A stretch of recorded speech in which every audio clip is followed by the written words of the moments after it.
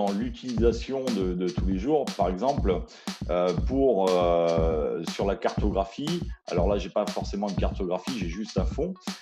Mais auparavant, quand on faisait une route, on allait chercher la data box ici, et puis on allait donc appuyer sur l'écran et simplement faire GoTo. Et bien là, ce qu'on va voir, c'est que là, s'il est connecté avec un pilote automatique, déjà, automatiquement, il me demande le mode du pilote automatique. Donc là, je veux dire que je vais y aller en économie. Et je vois la bande ici en haut qui s'affiche en me disant toutes les informations de la route, et je pourrais également la stopper directement, non pas en appuyant comme auparavant sur la route. Là, j'ai toutes mes informations donc qui sont, je le refais ici, dans le haut de l'écran, et qui me donne donc la distance, le bearing pour arriver, le time to go, hein, le temps d'arriver. Donc tout ça juste sur le bandeau, et c'est en automatique.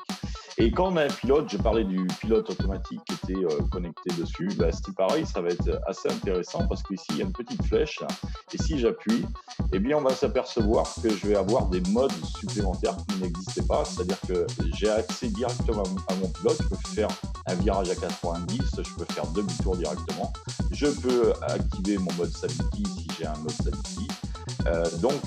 Des fonctionnalités nettement plus sympathiques qu'auparavant et plus faciles d'utilisation. Et autre chose aussi qui est intéressant dans ces nouveautés de TZP3, eh bien, c'est qu'on va pouvoir créer, aujourd'hui on sait créer des points, on sait créer des routes, mais on ne savait pas créer des zones. Et là, on va pouvoir donc créer des zones. Alors pour créer une zone, ça va être très très simple sur la partie cartographie. Eh bien, j'appuie ici et puis vous voyez que je vais pouvoir faire nouvelle zone. Je vais pouvoir activer cette zone. Il suffit, par exemple, comme ceci, d'entourer la zone, de faire en haut à droite fin de zone, et ma zone est créée. Et alors, une fois que ma zone est créée, eh bien, je vais appuyer dessus et je vais pouvoir mettre une alarme. C'est-à-dire que si mon bateau rentre dans cette zone-là, eh bien, l'appareil va m'avertir. Alors, il y a plusieurs utilités à cette fonctionnalité-là. Ça peut être une zone dangereuse que je veux éviter. Ça peut être une zone de pêche interdite. Ça peut être un parc à huile. Ça peut être un danger que j'ai signalé.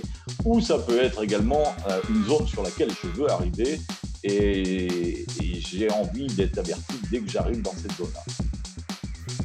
Alors oui, effectivement, cette alarme est intéressante parce que sur des zones des fois classées réserve où on peut naviguer dessus mais pas pêcher, parfois il n'est pas évident de se rappeler des limites et de pouvoir enregistrer préalablement cette délimitation des zones, c'est effectivement un point intéressant.